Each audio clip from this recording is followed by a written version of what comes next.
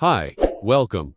Enjoy the content, subscribe and turn on notifications. Julian Vance had always believed he knew his wife. After 9 years of marriage, he thought he'd figured out every nuance of Eliza's behavior, every little habit, every predictable, comforting pattern. Friday nights were sacred to her. A ritual Julian not only tolerated, but actively encouraged. Around 7:15, Eliza would leave, always smelling of jasmine and pear, always in good spirits, ready to meet her 3 best friends from college. They'd have dinner, drink wine, laugh late into the night, and catch up on each other's lives.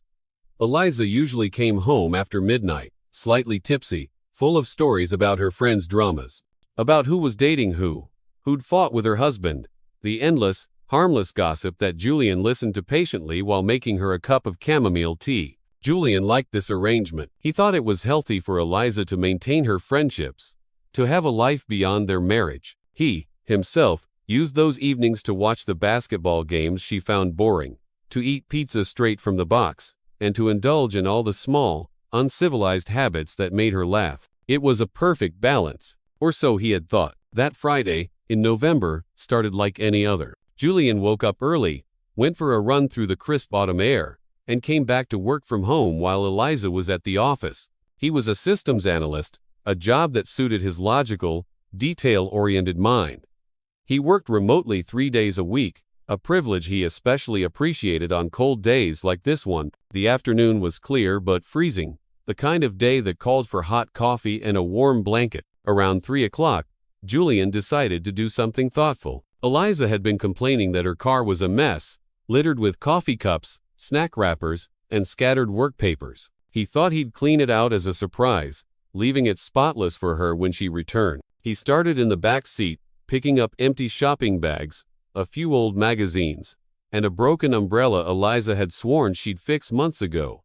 He smiled at the familiar, chaotic evidence of her busy life. When he moved the passenger seat forward to vacuum underneath, something white caught his eye. It was a piece of paper, wedged tightly between the seat and the center console. Julian pulled it out. A parking receipt, crumpled, but still legible. The date was from the previous Friday, right during Eliza's supposed girls' night. But the address? It wasn't any downtown restaurant or bar where Eliza always said she met her friends. It was a residential address in the city's southern district, a neighborhood Julian only vaguely knew, an area of new, expensive condominiums. Julian stared at the receipt for a long moment, his brain cycling through possibilities, trying to find a logical explanation. Maybe the girls had changed locations, maybe one of them lived at that address, and they decided to meet at her home. But something didn't add up. Eliza always talked about the restaurants they visited, mentioning specific names, describing the food, the atmosphere. Why would she lie about where they were meeting? A strange feeling began to form in the pit of his stomach, something between discomfort and a quiet, creeping fear. He wasn't the jealous type. He never had been. But that receipt felt wrong. Out of place. Like a puzzle piece that didn't fit into the picture he thought he knew so well. Julian went back inside, still holding the crumpled receipt. The vacuum cleaner was forgotten in the open car. He checked the clock. Eliza was still at the office. She wouldn't be back before 6. He had time. Without thinking much, acting on an impulse he didn't fully understand himself, Julian went upstairs to their bedroom. Eliza's laptop was on the desk, exactly where she always left it. He knew the password.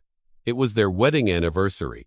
She'd never made it a secret. Julian opened the computer, his hands trembling slightly. He felt dirty doing this, invading her privacy. But something stronger, something urgent, pushed him forward. He needed to know. He needed to understand that receipt. Her email was open, logged in automatically. Julian started scrolling through the messages, not sure exactly what he was looking for. Newsletters, promotions, a few exchanges with coworkers about projects. Nothing unusual. He was about to give up, feeling foolish and ashamed for doubting her, when he saw a name he didn't recognize. Damien Croft. The messages were scattered, hidden among dozens of others. Julian clicked on the first one. There wasn't much text, but there was enough. "See you Friday," said one. "I can't wait," replied another. "That bottle of wine you like," added a third. The messages were from 3 weeks ago. All sent on Thursdays, always the day before girls' night. Julian felt the air leave his lungs. He clicked on another, older message. Last night was incredible. I can still smell your perfume on the sheets. He slammed the laptop shut. The sound echoed in the empty, silent room. His heart pounded so hard he could hear it in his ears, a frantic, panicked drumbeat. The messages left no room for doubt, no space for a logical explanation. Eliza was having an affair, and the address on the receipt, that condo in the south, was where she met him. There was no girls' night. There hadn't been one, at least not for a very, very long time. It was all a lie. Julian stumbled downstairs, feeling physically ill. He leaned against the kitchen counter, trying to steady his breathing, trying to make sense of the new reality that had just crashed down upon him. Part of him wanted to believe it was a misunderstanding, that there was a reasonable explanation for all of it. But the rational part, the systems analyst in him, knew the truth. The messages were too clear, too intimate. The receipt proved she had been at that address. He checked the clock again. 3:30 inches the afternoon. Eliza would be home in 2.5 hours. She would get ready and leave for another girls' night, a night that would actually be a rendezvous with Damien Croft. Julian felt a new emotion begin to replace the shock. Not explosive anger, but something cold, focused. He wasn't going to let this continue. He wasn't going to be made a fool of again. He grabbed his phone and looked up the address from the receipt. It was a condo complex called Riverside Gardens. Modern and discreet. He opened his Maps app and memorized the location. Then he did something he never, ever imagined he'd do. He called a car rental agency and reserved a vehicle for that afternoon. He couldn't use his own car. Eliza would recognize it immediately. He needed something anonymous, inconspicuous. When Eliza got home at 6, Julian was in the living room, apparently calm, watching the news. She kissed him on the cheek, as she always did. She commented on the awful traffic, just as usual. She went upstairs to shower, following her familiar routine. Julian watched it all with a strange, chilling detachment, as if he were watching a play whose script he now knew by heart, but whose lead actress had no idea he was aware of her lines. At 7:15, Eliza came downstairs, already dressed. A dark green dress, the one Julian always said looked beautiful on her, medium heels, carefully applied makeup, perfume, that expensive perfume he'd given her for her birthday 3 months earlier. Julian felt a bitter pang of irony. He had paid for the perfume she wore to meet another man. "I'm off, love," Eliza said, grabbing her purse. "The girls are probably already at the restaurant. I'll be back around midnight." "Okay," Julian replied, his voice a carefully controlled neutral. "Have fun, drive carefully." Eliza smiled, waved, and left. Julian waited until he heard her car pull out of the garage, drive down the street, and disappear around the corner. Then he stood up, grabbed the keys to the rental car he'd parked 2 blocks away, and followed her. Traffic was moderate for a Friday night. Julian kept a safe distance, always 2 or 3 cars behind her. Eliza drove confidently, unhurried, clearly used to this route. As he suspected, she didn't head downtown, where the restaurants and bars she always mentioned were located. She headed south, straight toward the address on the receipt. 20 minutes later, Eliza pulled into the parking lot of Riverside Garden. Julian drove past, parked across the street in a spot with a clear view of the building's entrance. His heart raced now, adrenaline coursing through his body. A small, foolish part of him still hoped he was wrong, that Eliza would get out of the car and explain that this was all some ridiculous misunderstanding. But that's not what happened. Julian watched as Eliza got out of the car, checked her appearance in the rearview mirror, and adjusted her hair.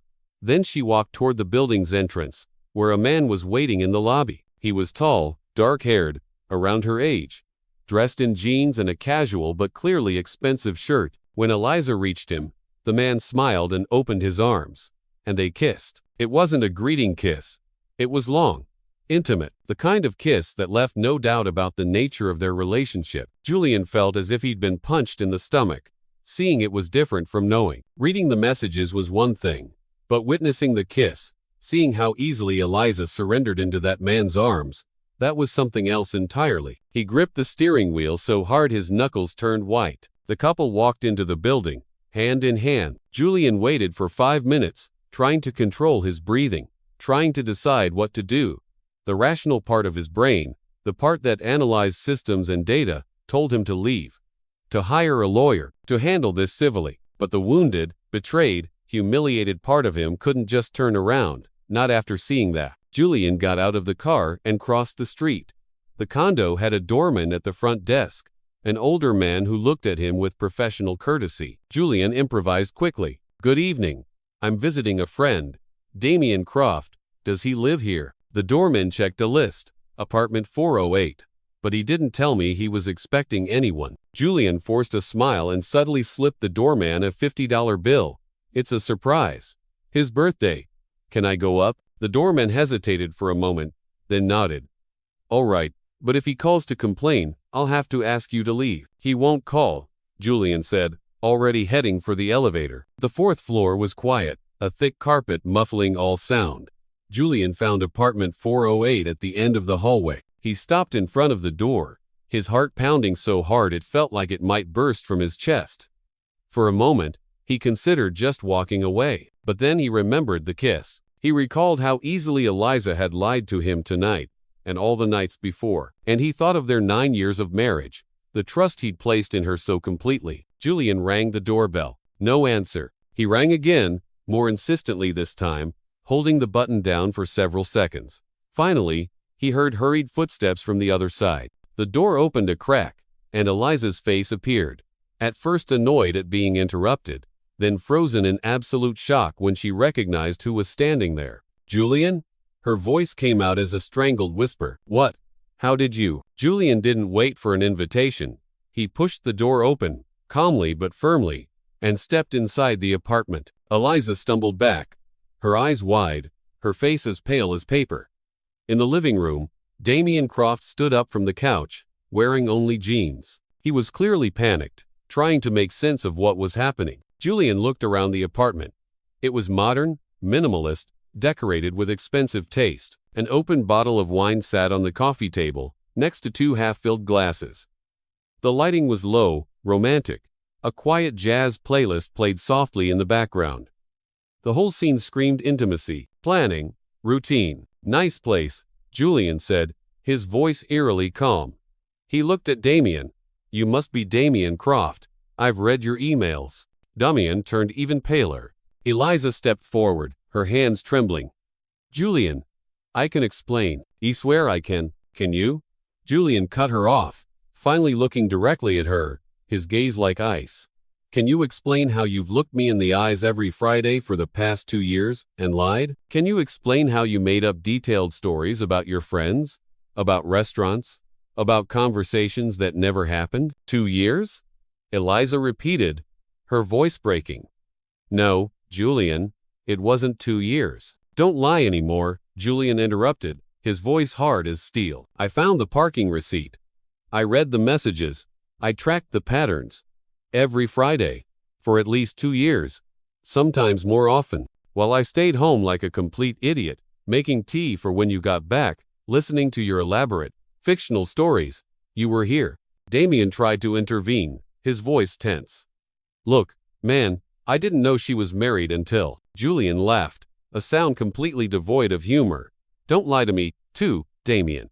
I saw the messages. You two laughed at me more than once." Julian so clueless. He never suspects a thing. Was it fun? Making fun of the dumb husband? The silence that followed was heavy, suffocating. Eliza now had tears streaming down her face, but Julian felt no compassion. Not a shred. He pulled his phone from his pocket and unlocked the screen. "You know, Damien, I spent the afternoon doing a little research on you. Found some interesting things." Julian scrolled through his phone with deliberate calm. "You give private fitness instruction to several wealthy clients. Very convenient. And this apartment, it's not yours, is it? It's provided by the gym where you work. Part of your benefits package. The owner is a Mr. Patterson, right?" Damien stood completely still, his bravado gone. Julian continued, each word measured and cold.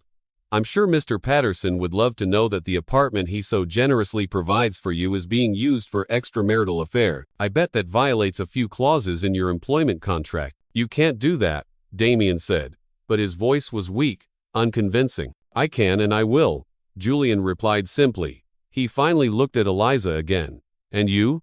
I called your friends today. Yes, all three. Jennifer, Paula, and Sarah. It was a very enlightening conversation. Eliza closed her eyes, as if she knew what was coming. None of them had any idea you supposedly met every Friday. In fact, Jennifer was pretty offended. Said, it's been months since you've replied to her messages. That you just disappeared from their group chat after you got your new job. You abandoned your real friends to have the perfect excuse to cheat on your husband, pushing them away under the guise of being too busy. Julian slowly walked toward the door, each step echoing in the tense silence of the apartment. When he reached the threshold, he turned one last time. I've already called my lawyer. He's waiting for my call tomorrow morning to start divorce proceedings. Your things will be packed and waiting in the garage when you get home, if you even come back. Honestly, I don't care. Eliza finally found her voice, desperate. Julian, please. We can talk about this. At home. Calmly. We can try to work it out. Work it out? Julian repeated the words, heavy with disbelief. Eliza, there's nothing to work out. You chose to do this. You chose to betray me. Repeatedly. You chose to lie to me for 2 years. Those were your choices. Now, I'm making mine. I'm choosing my dignity. I'm choosing to move on. He opened the door fully.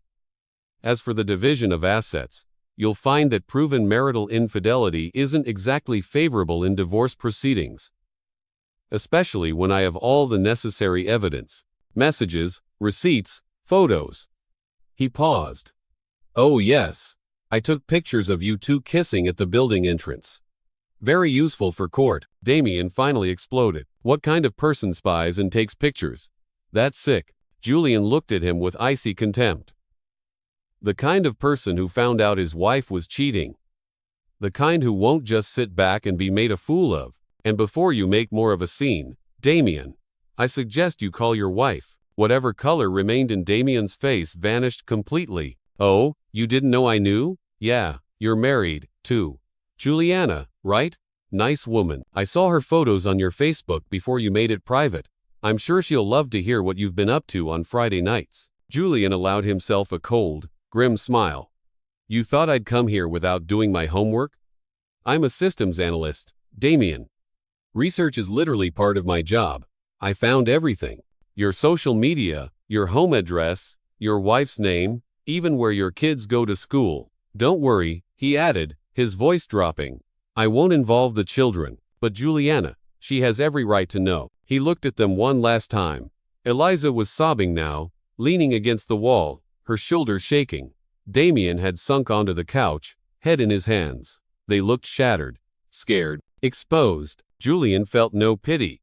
He felt only a cold, vast emptiness where love and trust used to be. You two deserve each other, he said, his voice low but clear. Two people who lie so easily, who betray without a shred of remorse.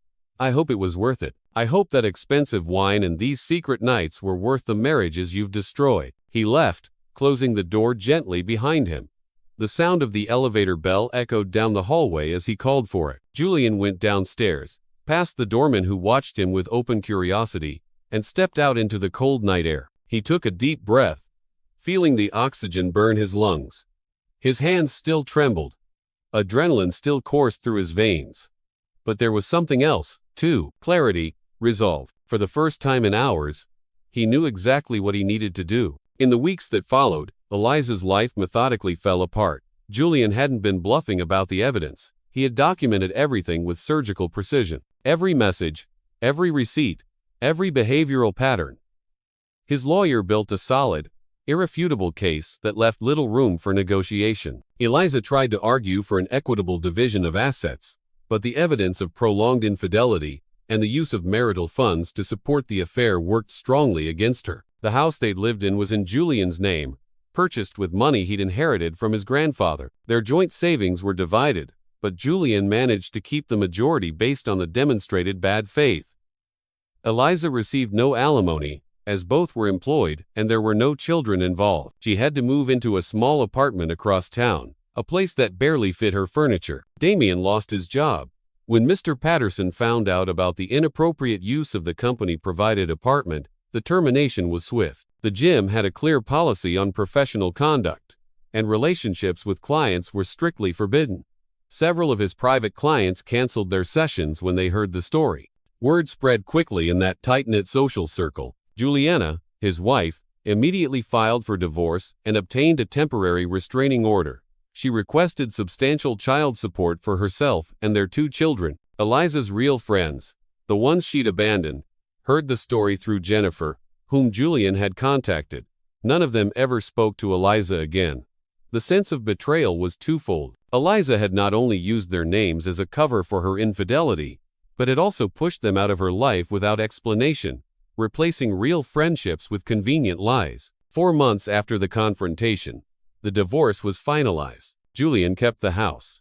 He sold all the furniture that held too many memories and redecorated completely. He started therapy, not because he was emotionally destroyed, but because he wanted to understand how he'd been so blind, how he'd missed the signs. His therapist helped him process not just the betrayal, but also the anger he directed at himself for having trusted so deeply, so unquestioningly. Julian also began reconnecting with friends he'd neglected during the marriage. He realized he'd gradually isolated himself, always prioritizing time with Eliza, adjusting his life around her schedule and her preferences.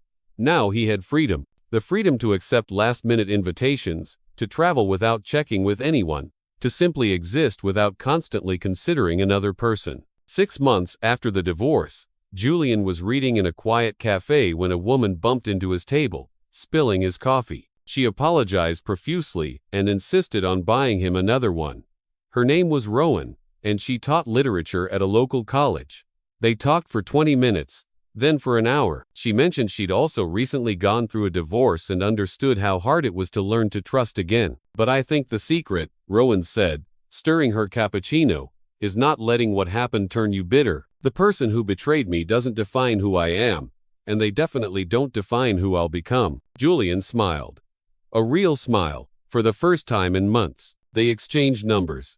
They started meeting for coffee, then dinner, then long Sunday walks in the park. Rowan had a clear rule from the beginning: absolute honesty, even when it hurt. Julian couldn't have agreed more. A year later, Julian was in his renovated house, cooking dinner for Rowan and a few friends. He looked around at the new paintings on the walls, the furniture he'd chosen himself, the vibrant plants Rowan had insisted would bring the place to life. There were no traces of Eliza left. There was no pain when he thought of her. Only a distant memory of a life that was no longer his. His phone buzzed. A message from Rowan. "On my way. Bringing that bottle of wine you like." Julian smiled as he read it. But this time, there were no hidden meanings. No lies beneath the surface. It was exactly what it appeared to be. A simple, honest gesture of affection from someone he was learning to love again. Julian realized then that Eliza hadn't just taken 9 years of his life. She had, inadvertently, given him something unexpected. The certainty that he deserved better. The understanding that trust wasn't naivety, but a conscious choice that must be honored. And the courage to start over. Not as a broken man, but as someone who had survived, learned, and grown stronger. The doorbell rang. Julian went to answer it, leaving the past where it belonged, firmly behind him, and embracing a future that finally seemed bright, and clear, and honest. Thank you for watching the video. If you enjoyed it, don't forget to subscribe to the channel and turn on notifications so you won't miss any updates. See you next.